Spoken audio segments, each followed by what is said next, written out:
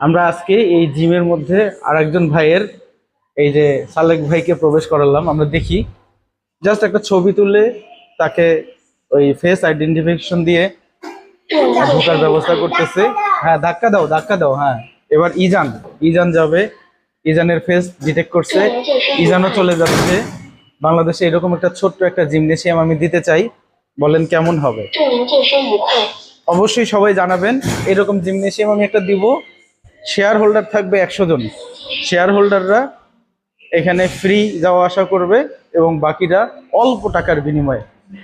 এই প্রস্তাবটা আপনাদেরকে দিলাম, কেমন হবে জানাবেন।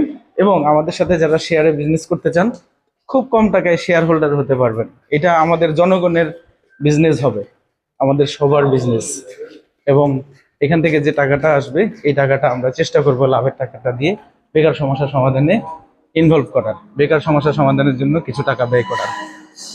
ঢুকে গেলাম। এগুলো চায়নাতে এরকম ছোট ছোট জিমের অভাব নেই, কিন্তু পরিষ্কার পরিচ্ছন্ন, ইনস্ট্রুমেন্ট খুবই ভালো।